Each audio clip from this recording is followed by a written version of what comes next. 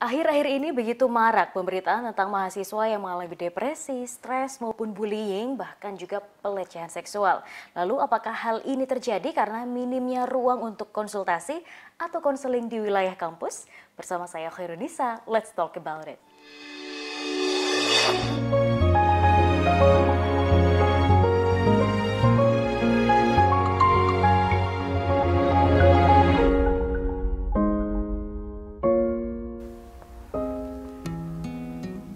Ya pemirsa, kembali lagi bersama kami dalam program Let's Talk. Pada episode kali ini kita akan berbincang dengan Ibu Wiwin Lukitohadi, SPSI SHMM.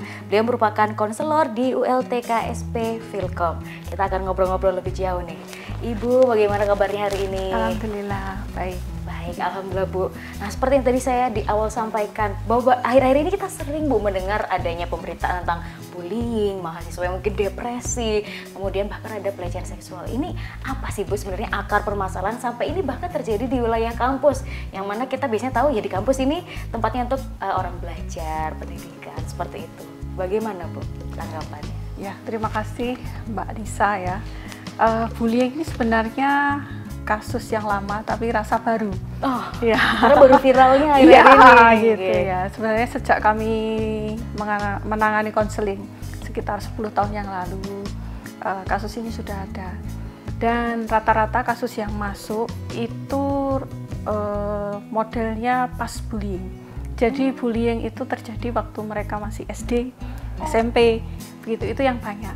Nah, rata-rata kalau untuk yang terjadi pada saat mereka jadi mahasiswa, itu jarang sekali. Baru kami ketemu mungkin 1-2 sepanjang 10 tahun di sini. Oke. Ya. Mungkin boleh diceritakan sedikit Bu, ini kira-kira masalahnya apa sampai terjadi kasus bullying dari pengalaman Ibu melakukan konseling? Oke, kasus bullying ini rata-rata kalau pas bullying, waktu yang terjadi pada waktu sebelum masuk menjadi mahasiswa, itu rata-rata mereka tidak percaya diri, ada mungkin dianggap pintar terus tidak disukai sama teman-temannya gitu, jadi nyerang gitu ya. Terus kemudian juga korban itu melampiaskan, jadi dia menjadi pembuli sekarang. Wah, seperti itu. Bertukar peran. Ya. Ya, baik. Nah, apakah ini menjadi salah satu alasan akhirnya adanya unit layanan terpadu kekerasan seksual dan juga perlindungan khususnya di Filkom ini, Bu? Baik, ULT KSP itu sebenarnya sudah lama formnya dari bentuk bimbingan konseling. Ya, bimbingan konseling di Filkom sudah ada sejak 10 tahun yang lalu, sekitar 2012. Ya, dan salah satu kasusnya mungkin adalah perundungan dan seksual harassment ini. Oh, ya, sebenarnya bukan hal baru berarti ya. Bukan hal baru. Dan seksual harassment saat ini ada satu kasus di Filkom ya. Itu terjadi sudah lama. Tapi baru diangkat permukaan sekarang ketika pelaku sudah lulus. Nah, ini efeknya itu lebih ke arah studi yang terbengkalai jadinya. Jadi masuk evaluasi seperti itu. Nah, fokus utama kita adalah memberikan pendampingan ya supaya dia bisa bangkit rasa percaya dirinya dan juga dia bisa melanjutkan kuliah dan mengejar mimpinya dan hidup normal seperti orang lainnya begitu. Oke, luar biasa. Nah, berarti ini memang secara fokus untuk mahasiswa ya, Bu? Apakah Betul. sivitas akademika yang lain juga punya kesempatan nih mendapatkan konseling? Ada 1-2 dosen yang konseling kepada kami gitu ya, tapi sifatnya hanya personal saja. Ya, karena untuk karyawan dan dosen ada ranahnya sendiri. Itu nanti di dalam lingkup tanggung jawab Badik 2. Nanti ada binap ya gitu. Nah, ini kalau dilanjutkan nanti ke pusat ya di rektorat begitu. Jadi bukan ranah kami secara ini. Hanya sekedar konseling biasa saja gitu. Tapi ya tidak berjenjang. Hanya mungkin sebatas report ke atasan itu sudah cukup gitu. Nah, yang bikin saya makin penasaran Bu, ketika untuk mahasiswa ini apakah ada prosedur khusus, prasyaratnya bagaimana untuk bisa melakukan konseling di sini? Oh baik, nah, ini kan lagi kita gagas untuk konselor sebaya, ya. Ya, sebenarnya sudah lama, tapi kita bangkitkan kembali gitu, karena kan pandemi sempat ini kan, ya. Nah ini kita bangkitkan kembali. Kalau dulu kita berikan pelatihan khusus konselor sebaya. Teman-temannya sendiri berarti? Iya, karena itu lebih efektif. Nah kalau misalnya ada kasus yang mereka kan setiap hari kan report, kita lihat perkembangannya gitu ya, kasus-kasus apa yang masuk. Nah kalau untuk kasus yang sifatnya agak krusial, nah itu dirujuk ke kita gitu, ataukah kita pantau ini kayaknya perlu saya terjun gitu. Ya. Nah kalau sebatas kami itu masih kurang gitu kan, ada untuk kasus-kasus yang krisis tertentu itu kita rujuk ke RSC. Oh, sampai ada ya seperti itu. Apakah ada kasus yang sampai misalnya harus ke ranah hukum dibantu dengan ya hitam di atas putih seperti Oke, kalau untuk ranah hukum untuk seksual harassment di Filkom itu masih belum ada. Bullying masih belum ada, alhamdulillah ya. Dan belum adanya ini belum nyampe ke kami atau gimana itu yang kami belum bisa melacaknya ya. Makanya kita tetap terus lakukan perangkulan terhadap mahasiswa gitu ya. Mulai dari maba kita sudah kenalkan bahwa kita ada layanan konseling ini gitu. Terus OLT-KSP kan baru saja ya. Jadi nanti kedepannya kita juga mengedepankan OLT-KSP juga gitu. Terus dan juga di situ di maba kita lakukan psikotes. Ya, seperti yang dilakukan universitas besar lainnya seperti di ITB, nanti kalau lihat di websitenya kan ada. Nah ini khusus di Filkom saja untuk maba. Ya kita screening mulai dari inteligensi dan juga kepribadiannya. Apakah ada kecenderungan? Nah itu sebagai langkah awal. Wah luar biasa. Ya. Selain menunggu ada yang datang untuk konseling, ada jemput bola ya secara ya langsung. Kalau menunggu konseling itu sedikit kasusnya. Ya 1-2 gitu ya. Nah kalau jemput gitu ya, kalau jemput bola ini loh ada kecenderungan gitu, langsung kita lakukan kontak gitu. Ini gimana bagaimana gitu. Kalau misalnya langsung rujuk ke kondisi kritisnya bagaimana gitu. Baik, wah ini semakin menarik Bu, dan saya semakin penasaran bagaimana tahapan-tahapan sampai akhirnya bisa misalnya selesai kasusnya. Tapi di segmen berikutnya jangan kemana-mana, tetap di program Let's Talk.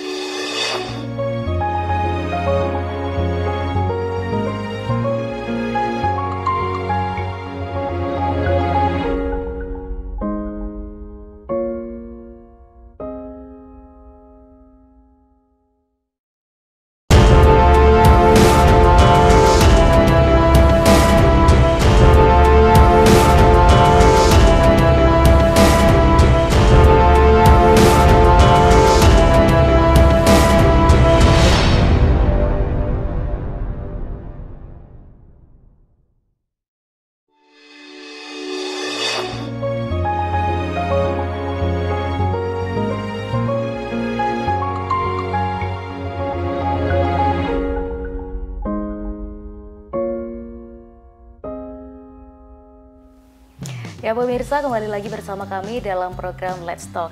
Pada segmen sebelumnya kita berbincang dengan Bu Wiwin berkaitan dengan di Filkom ini ternyata ada juga jemput bola untuk mengetahui bagaimana sih intelijensi maupun keadaan psikis dari mahasiswa baru. Nah ini kita akan kupas lebih dalam lagi Bu.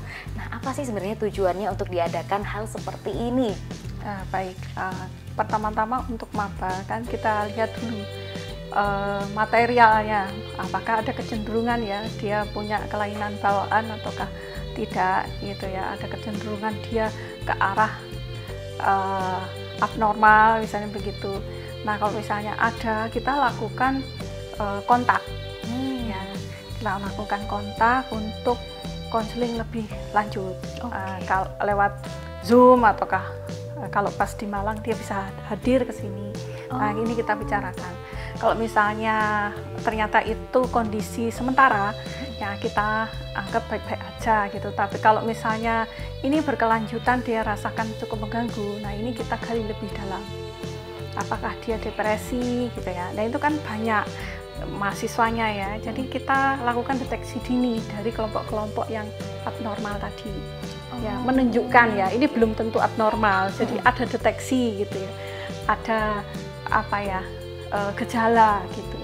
Nah kalau misalnya itu kita kumpulkan terus kita lakukan screening ulang lebih ke arah depresi. Nah kalau sudah kejaring gitu, oh sekian gitu ya, baru kita lakukan konseling.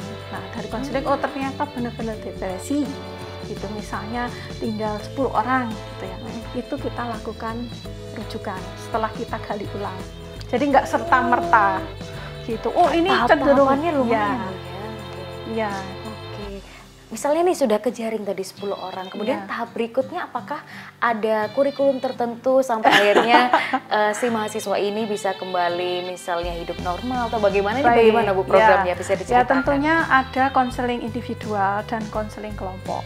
Jadi kita ada konseling kelompok sesama gitu untuk membangkitkan bahwa Anda tidak sendiri.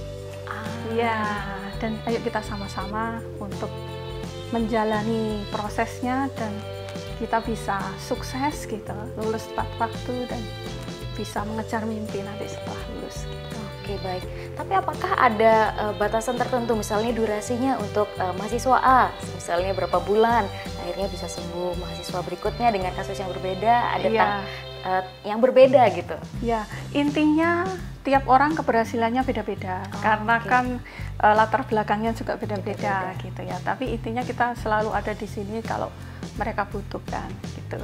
Dan juga kadang mereka yang sudah lulus pengen main ke sini pasti pertama kali yang dituju BK. Iya. Dan alhamdulillah dari kasus bullying yang kemarin ya ikut senang juga, mereka diterima di ASN di berbagai departemen. Wah, alhamdulillah ikut bangga tentunya Bu ya. Nah kemudian dengan kondisi pandemi, nah ini apakah ada perubahan untuk pelayanannya? Mungkin kalau dulu sebelumnya kan belum ada pandemi, mungkin mahasiswa bisa langsung nih ke ruangan Ibu gitu ya untuk konseling. Tapi kalau pandemi kan online Bu ya belajarnya. Betul. Nah, pelayanannya bagaimana? Wah itu suatu hal yang sangat-sangat challenging buat kita karena kita kan kerjanya berdasarkan ini ya personal. Jadi agak kesulitan dari ekspresi, dari emosi, itu kan kita tidak bisa interaksi langsung. Tapi mau tidak mau kita harus lebih peka dengan media Zoom ataukah Jmeet ya. Gitu. Nah itu kita lebih mengandalkan ke situ, tapi tidak maksimal, agak kurang di konseling kelompok. Ya alhamdulillah ini sudah mau endemi, jadi kita bisa kembali tatap muka. Iya, mulai dari awal.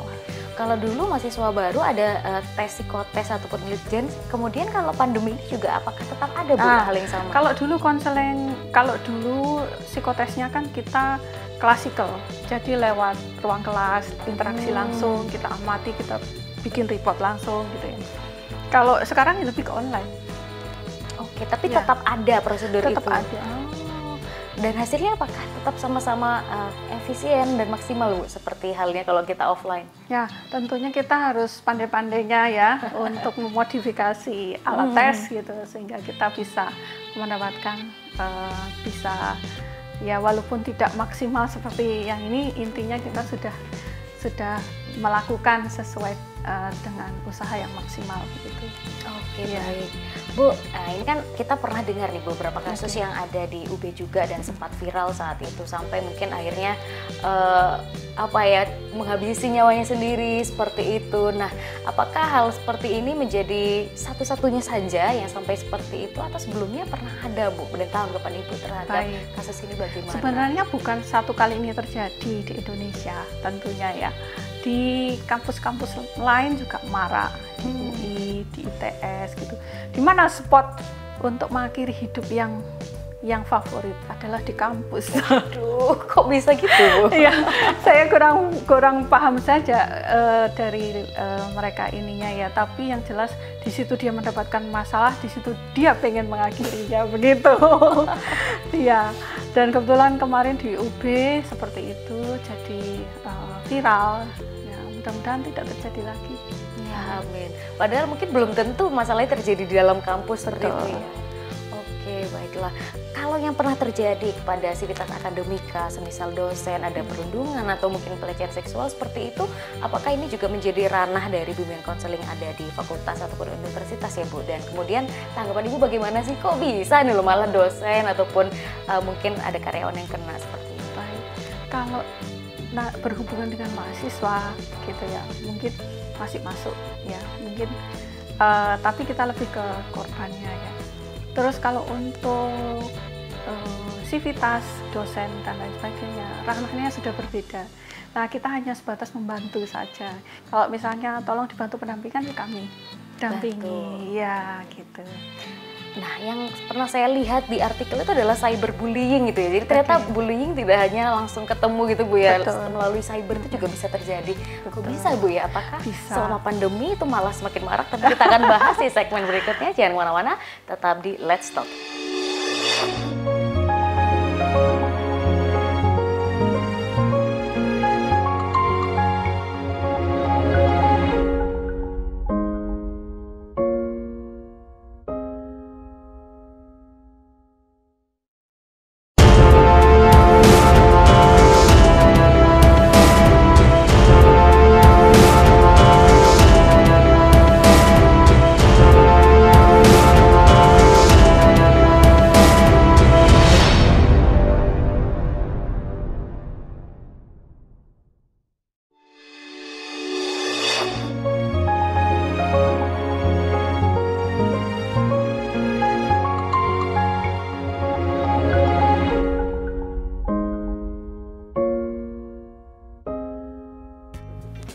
Ya pemirsa, kembali lagi bersama kami dalam program Let's Talk, masih berbincang dengan Bu Wiwin. Tadi sempat kita ngobrol bahwa ada salah satu bentuk bullying yang itu melalui ranah digital seperti itu, namanya cyberbullying. Apakah ini merupakan salah satu bentuk yang terjadi karenanya adanya pandemi, kemudian semua berubah jadi digital, atau sebenarnya dari lama udah ada nih Bu?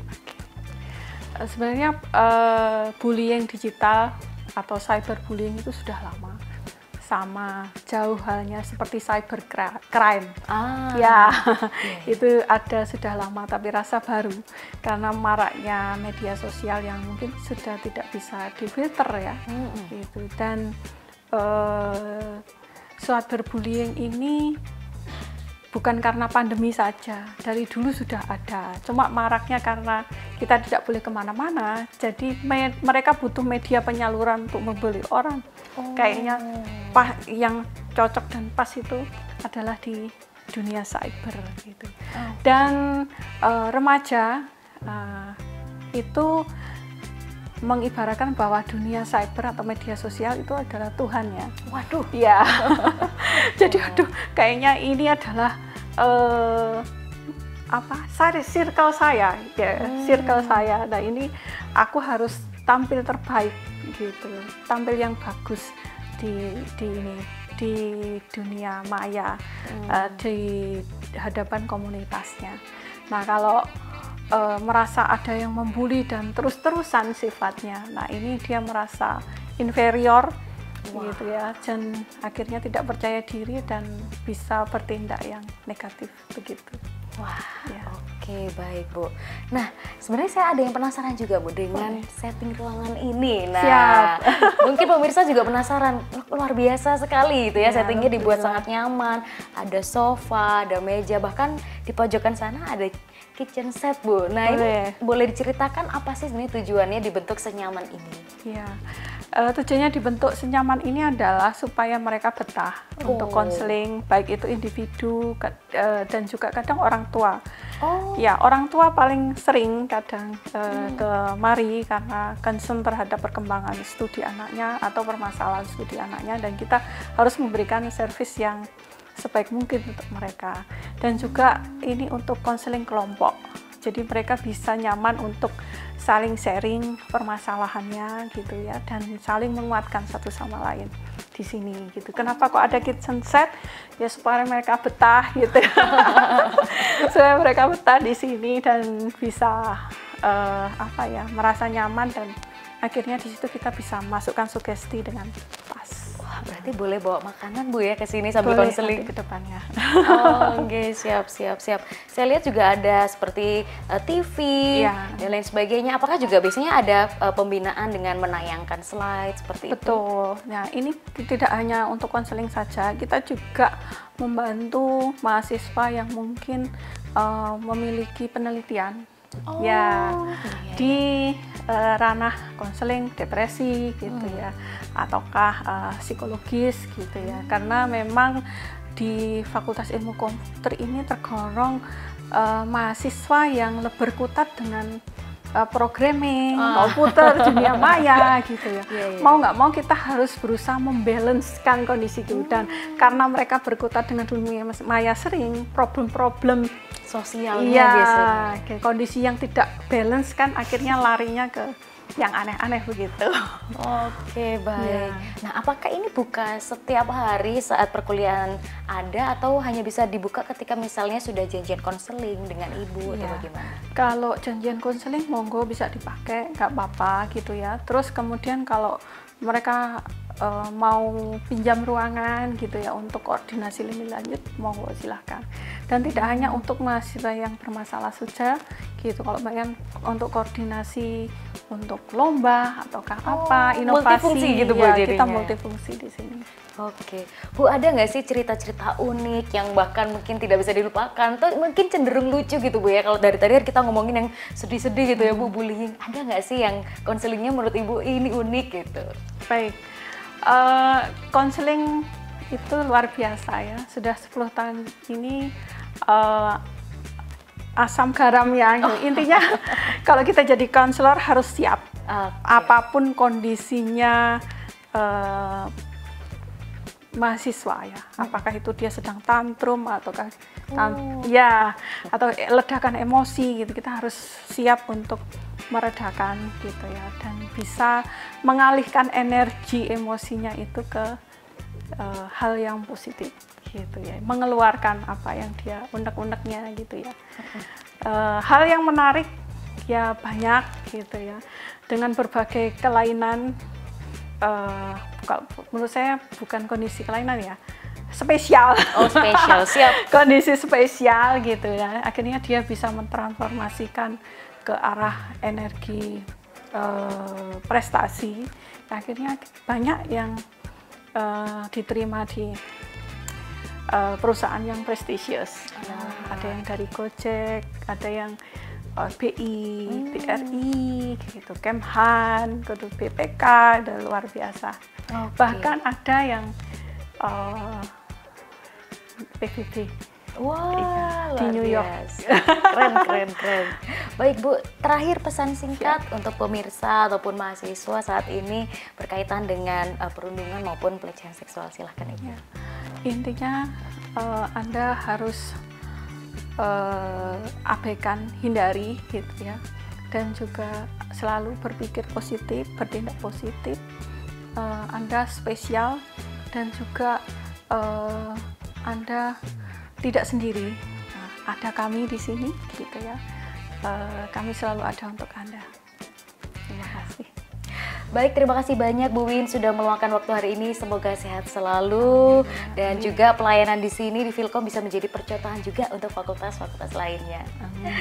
Baiklah pemirsa, tak terasa 30 menit sudah kita berbincang hari ini, dan jangan lupa untuk tetap saksikan Let's Talk pada episode-episode berikutnya. Saya Furunisa beserta seluruh kru yang bertugas mohon pamit undur diri. Terima kasih atas kebersamaan Anda dan sampai jumpa.